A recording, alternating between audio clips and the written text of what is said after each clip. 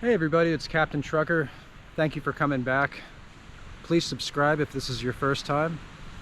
So in this video I want to talk about why the Philippines is a great place to get a new life, or a new chance at life, for some foreigners that have unfortunately been through divorces and other traumas in life.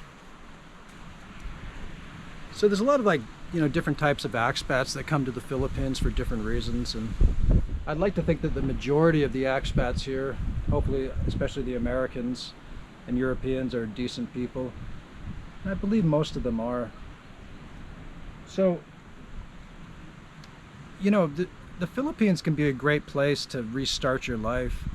A lot of older retirees that come here, as I've said, they've been through different traumas in life, maybe divorces, career losses, life's ups and downs. I mean, there's not many people that go through life sort of unscathed, so to speak,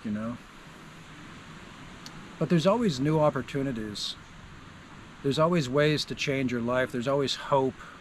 There's always redemption for people that need it, or forgiveness, or opportunities to do the right thing for the future. Hopefully spread some good energy around. Folks, a lot of people, for different reasons, they get caught up in bad marriages, especially in the West. I mean, in America, we have a high divorce rate of nearly 50%. And at the same time, a lot of the sort of haters on expats coming over to the Philippines to look for wives and so forth, they say, oh, the Filipinas, they're a bunch of gold diggers and they just care about your money and blah, blah, blah. And while that's true in a fraction of cases, the majority of Filipinos are actually really good people and good women. This is a family-oriented place that believes in traditional values. You do have to be careful, getting married here because, well, especially for Filipinos at least, because divorce is actually illegal. I think they can get annulments now, but yeah, I mean, the whole thing about divorce, it's a very hard thing to deal with. It's a very tough decision to make. And I've seen this happen too, even with religious people. They get stuck in bad marriages and they're afraid to get a divorce because they believe it's a sin, which it very well possibly is for different reasons. But also the social stigma and the social rejection in their community, right?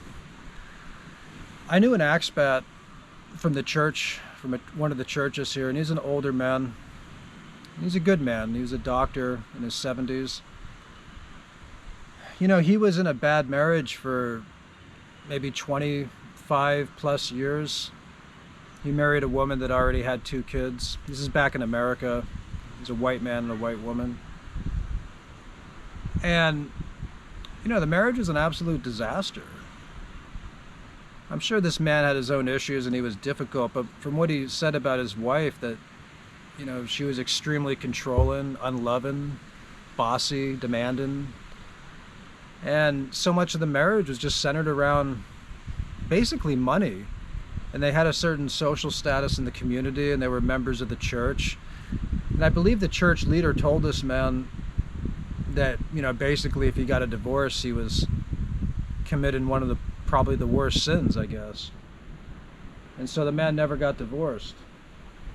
So long story short, he was in such an abusive relationship that he almost died at one point in a car accident. And he said his wife came to the hospital, basically told him that she was hoping he would die so they could get out of the marriage.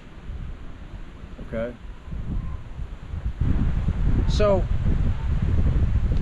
I try to read the Bible. I like to think of myself as a Christian. I pray. Haven't kept all the commandments always in life. But there's always room for improvement on the journey, so to speak.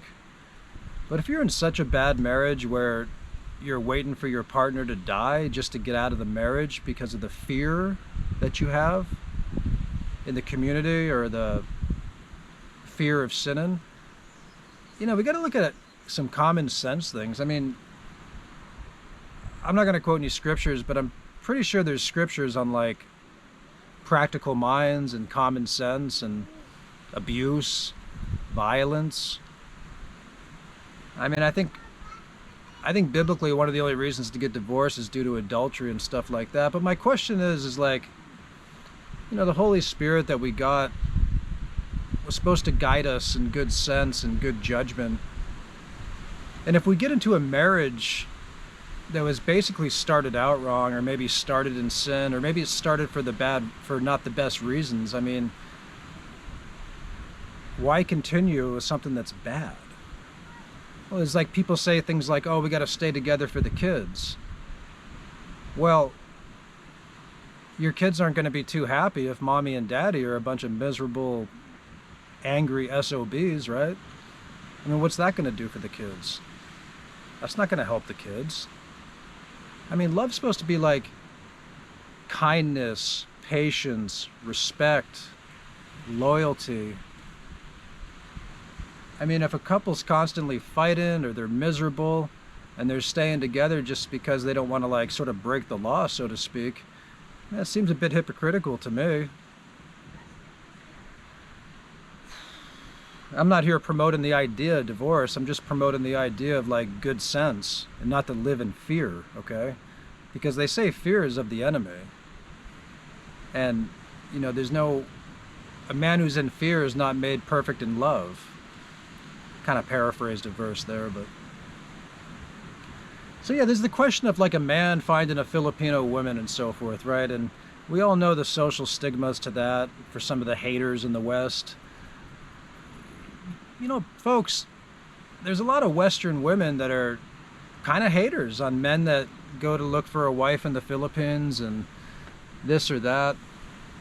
But a lot of it's unfounded. A lot of it's kind of unfair, and a lot of it's like, a lot of that hatred is jealousy, envy. I mean, I guess some Western women don't like to see their men go off and be happy with like a Filipino or something, But life's short, man. Life's complicated. So like, I don't think love should be complicated. I don't think love should be in fear. So for men that have been through divorces and stuff, like the Philippines can offer new opportunities for you. But the question is like, why continue in the traumas, and let's not repeat the traumas of the past, right?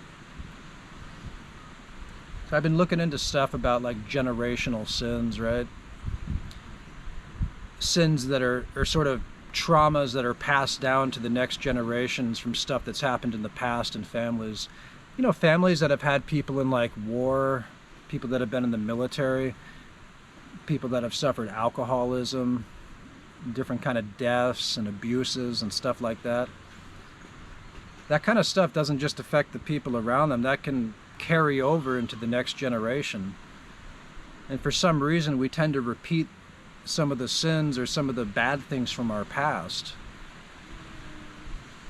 And so I find myself looking around me and I just question why. I mean, a lot of people, like that man that I mentioned earlier in the video, the doctor, he was an educated man, like a smart man. And it's just amazing how people of different capabilities can repeat the same sins or the same traumas of their relatives before them. So why is that? Where does that come from? Why aren't we learning from the past? Why can't we make tough decisions as men for the future to like do the right thing? I mean, sometimes we have to cut our losses in life, folks. Staying in bad situations or abusive situations, it's not going to help the kids. It's not going to help the people. I think there's almost like there's something with certain types of people, maybe it's like a certain martyrism, if you will, or like this idea that we're supposed to suffer for the greater good. And while I can see like how in context that could make sense, and that's a part of love in a sense, to sacrifice oneself for other people. But if you're in a situation where you're just blatantly being used, either party or both parties, I don't see the love there. And, it's almost foolish, right? It's like, well, I don't, we got to stay together for the kids. And, you get like the angry fathers, they work so hard to put food on the table, and they kind of want a pat on the back, like it's almost a justification for being angry and miserable because they work to provide financially for their kids. And it's like, that's just a part of a family. That's just a part of being a father, is providing financially. So it's sad to see that, and I think we get a lot of that in the West also due to our lifestyle, due to the consumer materialistic lifestyle that we live in the middle class. I mean, it's hard, man, to keep up with the Joneses. I mean, it's hard to have a nice house and a nice car and all that. I mean, that stuff costs money. It's a lot of interest there, right? And that causes a lot of stress for both men and women to keep living and functioning on that level. I mean, life throws us all sorts of curveballs, man. And I mean, I know couples that just regular hardworking people, like middle class, like in Southern California. I mean, they're spending out the door $60,000 a year, and they don't even necessarily own a house. That's just basically to live the lifestyle for their kids, and it comes with a cost too. I think some parents might be in denial just because they provide financially, or just because they live in a nice place or something, that they're doing their part. But being a father and being a happy family, it's more than that, man. It really is. I mean, we all know that deep down inside. So it's hard to see people get stuck in tough situations, because even like a lot of couples stay together just for the finances in America, I think. And I think that's probably why there's a lot of divorces too, because they weren't really meant to be together, so to speak. But yeah, back to like traumas and stuff.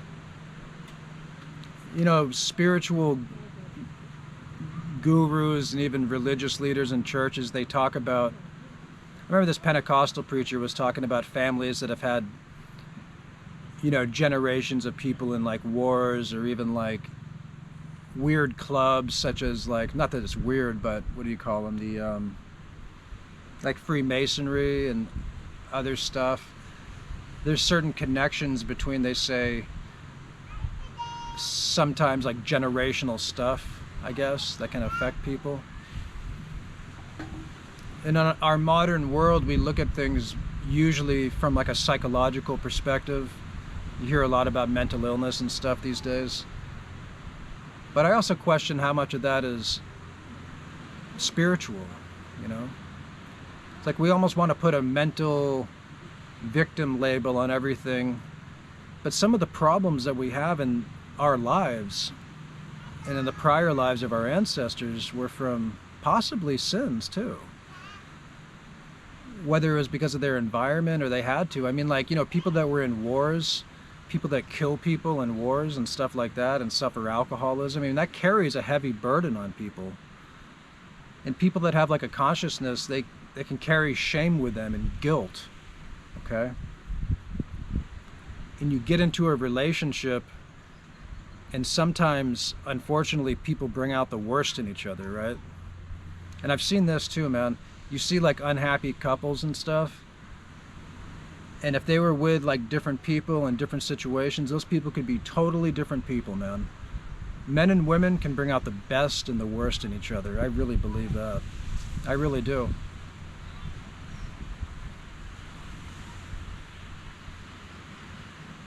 So why do people get stuck? We have to take hard looks at ourselves, guys.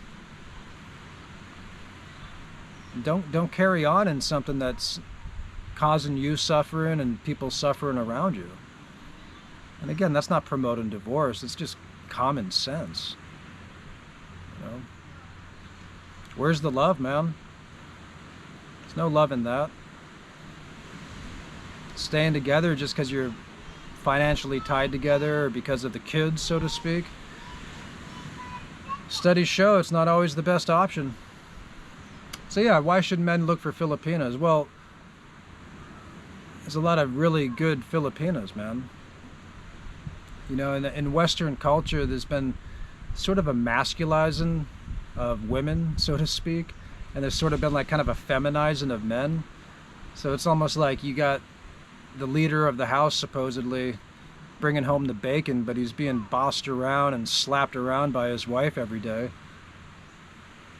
And, you know, men get bitter about that. And it's not good for women either. I mean, women, they want to control everything. You know, what's the man gonna do? It's like there's no respect on both sides, man. It's almost like there's some kind of gender stuff going on in the world, I think, as time goes on, right? And I guess they'll call you like a misogynist, or they'll call you ignorant or bigoted if you believe in the roles, I guess, the traditional roles of like a man and a woman in the house, right? You know, I think some of that's BS, dude. I don't think there's anything misogynistic or anything ignorant about a man who wants to play his role as the head of the household and have a supportive wife.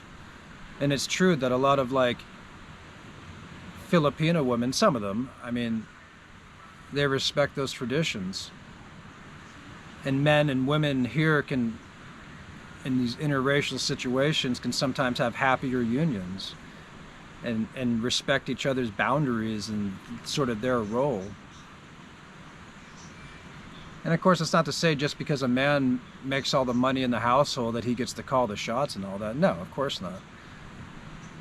Because the whole thing is we're basing so much of these relationships off money, you know what I mean, and off status. It's like even when we're looking online about dating Filipinas and you hear these scam stories, it's always like money, money, money, money. It's almost like you're treating these things like a transactional relationship. And then we get surprised when we hear these scam stories and stuff like this. I mean, there's scammers in every population, right?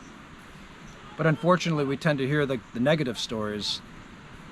But there's plenty of positive stories too. There's a lot of men here that have found new lives with new wives, and it's good for both parties, and it's not all necessarily based in money. You know, they think like all Filipinos are just looking for a foreigner so they can marry them and, you know, go back to America and then divorce them and run off or something like that. But that's not true, man. I meet a lot of Filipinos here that want to stay here in this country because this is where their family is. This is where they've lived their whole lives. And so if a foreigner can willing to come here and settle here, they can have a good life here, you know?